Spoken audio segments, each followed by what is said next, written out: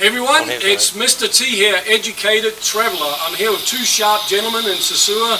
On my right here, we've got Mark with the green hat. Hello, folks. You're from Vancouver, Canada, originally. And then we've got Jeff from Louisiana on my left over here. Hello, everyone. Thanks for being on camera, gentlemen. Yeah, of course.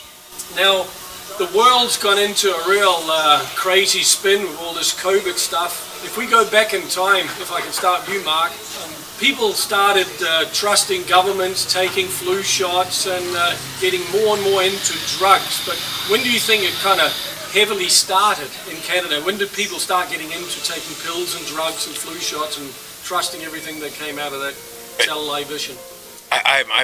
I'm thinking after World War II, you had that generation right after it. And I think those men that were raising families and didn't want any more drugs in the household than needed be after what they had seen. They didn't want anyone interfering with their lives. But I saw it starting in the 70s with, you could see the corporation sort of gaining a hold. There was the Tylenol thing, and there was birth control.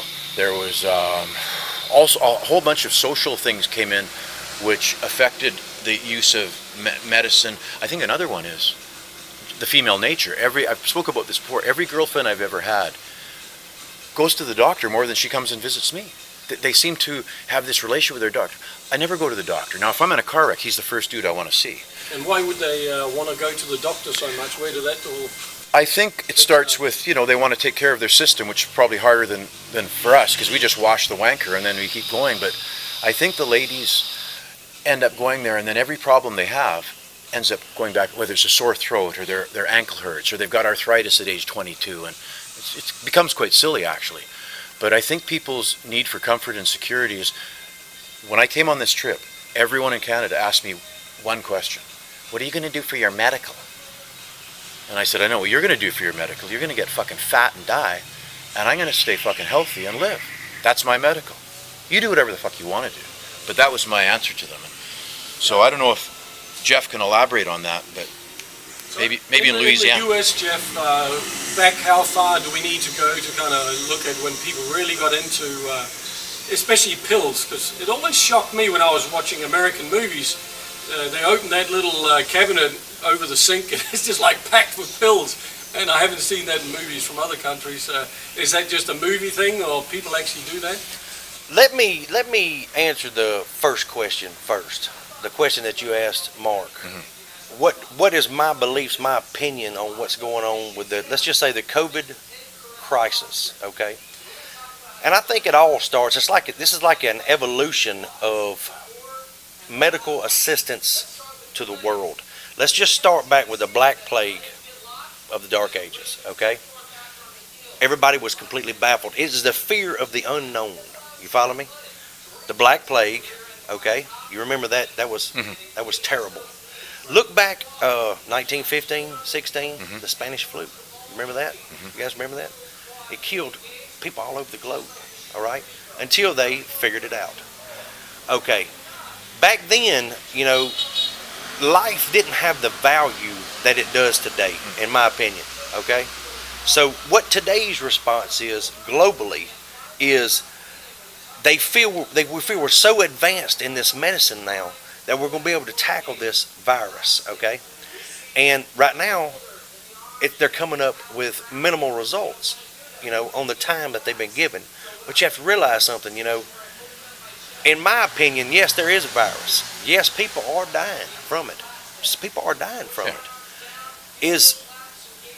Is things going out of control? Yes, they are. Things are going out of control. Are they out of control right now? No, I don't think they're out of control right now. I think they're on their way to be out of control. If something doesn't happen by the end of the physical year, we are really going to see something happen on this globe with the suppression, the not knowing, the fear of not knowing is where it all derives from.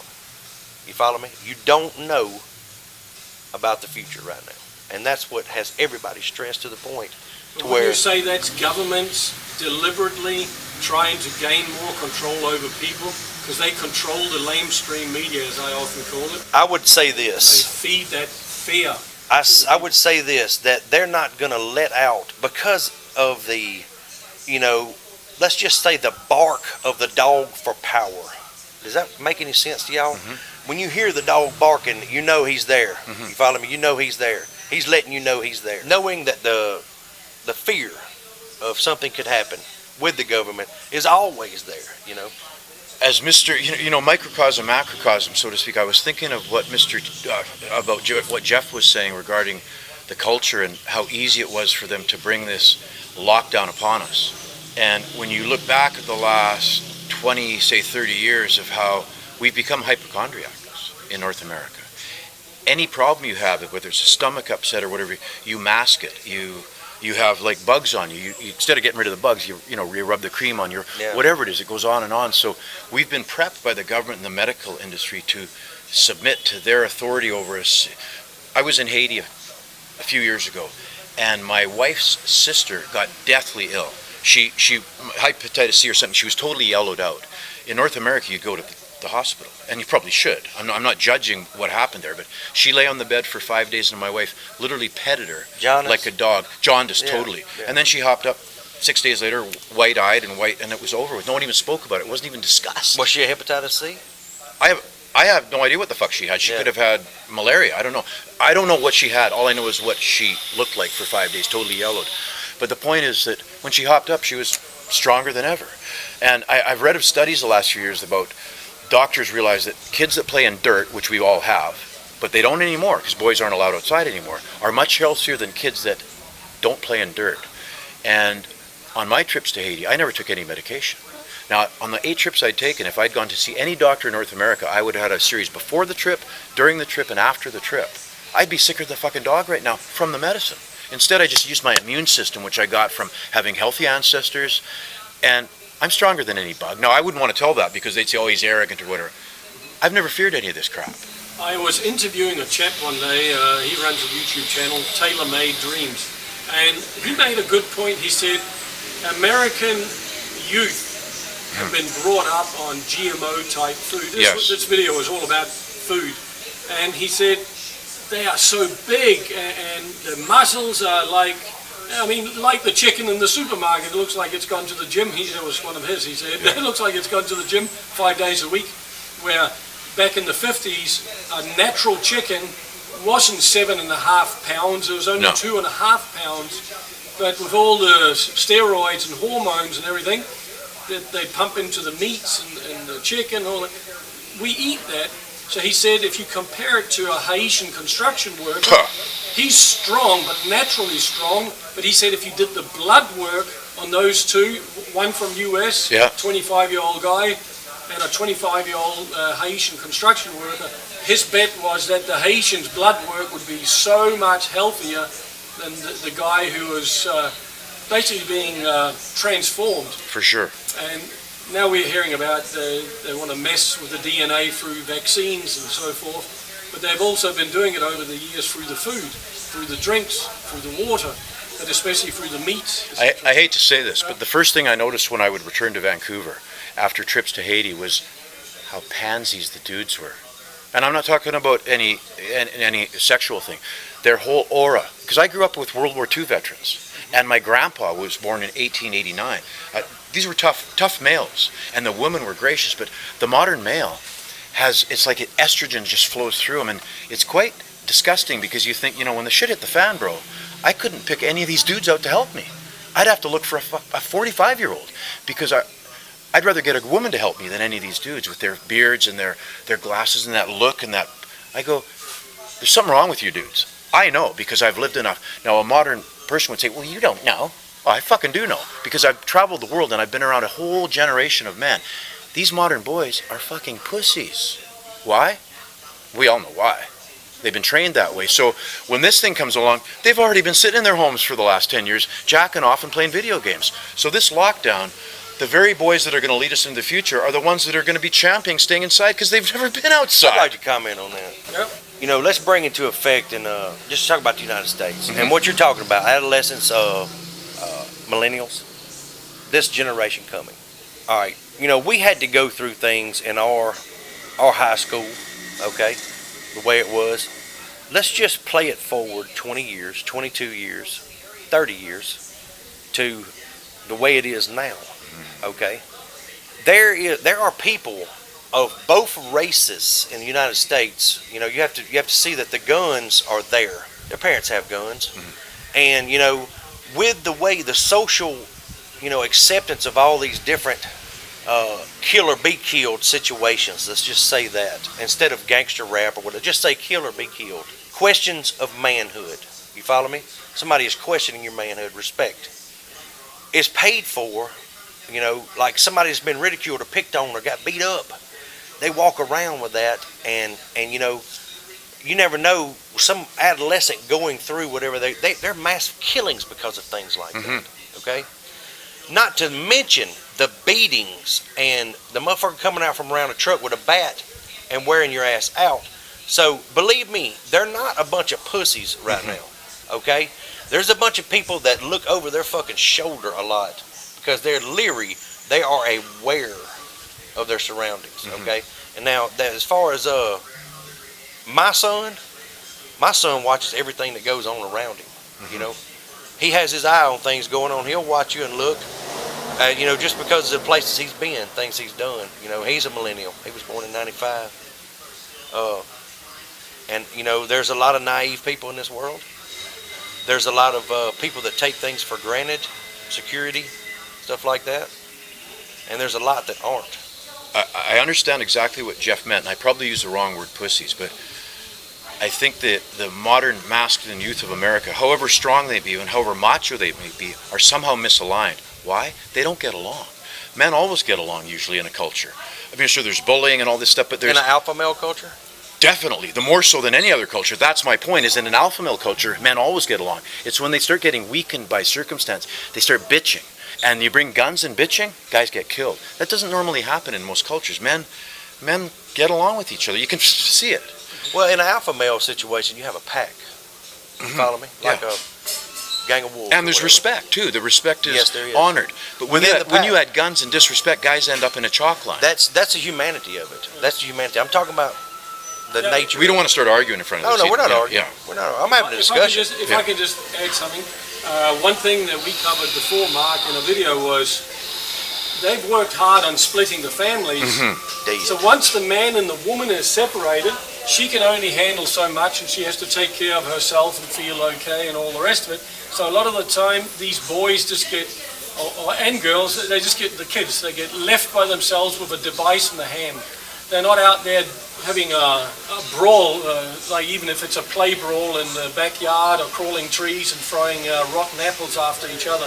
You hardly see that anymore. Let's ask the question, because we could go. This is a good topic for sure. Yeah, well, the government has been busy dividing and conquering. Now, especially talk about males. When a young boy, he grows up and he hasn't had a father figure in his life, that makes him what you probably refer to as pussies, because he handles it. And I have a friend like that, and he very much handles it like a female, verbally, where a lot of males, if you go back generations back, you know, they got to a certain point, then they just had enough listening, and then the punch would come. Or they would just say, screw you, I'm out of here. I was thinking about what Jeff said as he was speaking it, and I think there might have a slight misunderstanding, because when I said pussies, I wasn't referring to strength. I was referring to a mental attitude towards life.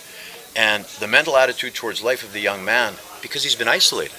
Now, boys in the States do play sports. They get outside a lot, but not like they used to, because a lot of them are on their computers. They're at home. They're not around their dads, and they're not outside playing. So by the time I was 10, I learned more than a modern boy learns in 30 or 40 years. Why? Because I'd had all these experiences. So instead of going on a drive-by and getting back at some asshole because I have this sense of honor like a modern millennial, I'd already had a fist fight at 6. So by the time I was 20, when some guy affected my honor, I'm like, go fuck yourself. So we'd already grown up by the time we were 17 back in the 70s. Now the modern millennial, they don't grow up till they get a gun in their hand. And then the first slight at a drive-in, they go kill a guy. Yeah. So I get what Jeff's saying, but I stick to my thing that the modern boys have effeminate qualities. They don't have the same sense of honor my dad did. I can see it in their faces. I know what the World War II dudes looked like. Maybe Jeff doesn't, or maybe you don't, but I grew up with these dudes. That was my dad. Americans, too. Now, I'm from Vancouver, but the folks I grew up with, they were all from Indiana and Illinois. These were the men. And the women were gracious. But you don't see young men with that same look that they used to. It's almost they're faking it. If I can just throw one in. I think also, if you look back in time, like my dad's generation, there was the cane in school. Oh, yes. And you got it over your, I think it was fingers or arms or whatever, they got slapped if they're in the teacher's view misbehaving. Yes. And then that got eliminated. And if you compare it to what teachers can or can't do in schools today, they can't do anything. It's the tail wagging the dog. So that automatically molds those children into completely different creatures Very much so. as people than what it did in the old days. I remember my father would get the leather belt off and slap my ass. You don't see fathers do that. You're not allowed to. They're not even there. They're not even there. In most cases, because they've split up. And it's such an ordinary thing. A relationship only lasts 2 to 5 years, and then next, relationships lasted. I heard some loud sessions between my mum and dad, but they stuck together. They stuck and together. Still together. Yeah. And that's not the norm anymore. So a lot of things have changed, and like you said, and I agree with you, Mark, there's a lot of them that are pussies. Take here Dominican Republic with the masks. A lot of them know it's not good for them, breathing in carbon dioxide, viruses, bacteria, and not getting enough oxygen for the brains and all that. But they have them hanging on the chin. And I say to them, there's guys out there, if the only reason you're wearing that mask on your chin is because you're scared of the police, there's guys who had to grow the balls to go to war and shoot bullets at the enemy, and they had bullets shot at them. You don't even have the balls to stick that in your pocket? I said, we got to protest. Yeah, so when I see like videos, I watched one last night with a 17-year-old guy who went out to protect businesses. He got stomped on and kicked by a whole gang of, it's probably George Soros paid thugs. He had to protect himself in the end, otherwise they were even yelling out, crush his cranium. So if I had an assault rifle on me and 10, 15 guys were coming at me and one of them's yelling out, crush his cranium, I would blow their fucking heads off too. Yeah. Screw them. If you watch the video, let me comment. Let's comment on that. Yeah. You have a 17-year-old person. Actually, he's just a walking armed person is what he's doing, okay? And that's legal in my country. Can I add to? Yeah. No, you keep. Go ahead. No, please. This is along the lines here. If you were to take an F1 driver and train him, they usually don't train them in F1 cars. They train them in simulators. The same with test pilots in the U.S. Air Force. So we've got a generation of young men now that have played video games, and they're not playing Barbie. They're not playing Miss Universe. They're killing people regularly. I've seen these video games. Yeah. We all have. Yeah. So they've been trained.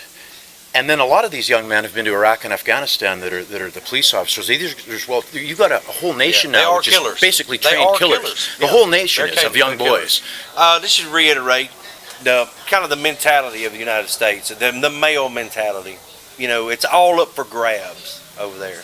When I say it's all up for grabs, there's opportunity everywhere.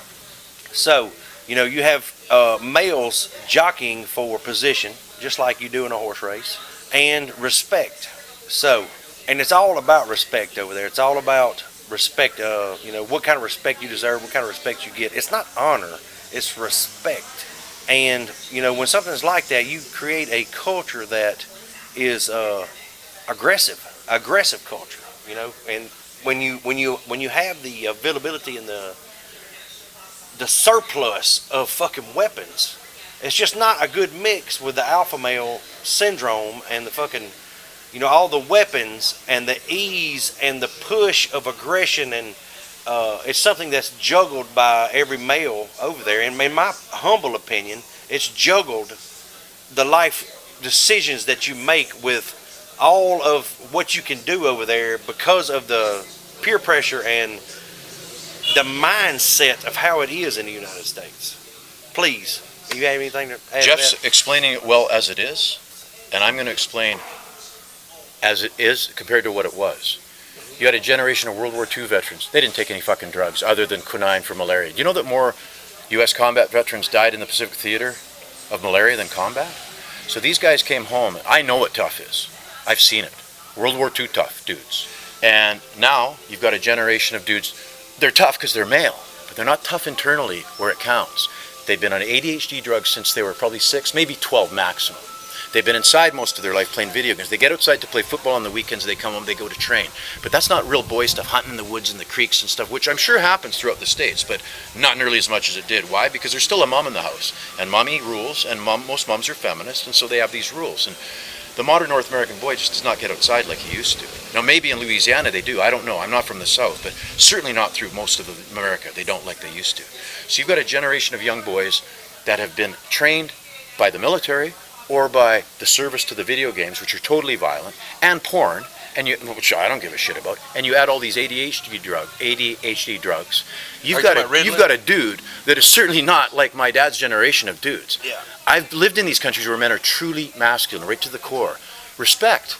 You don't have to jockey with respect with other dudes. That's granted. Why? You're a male. Not respect as an individual, but you're male.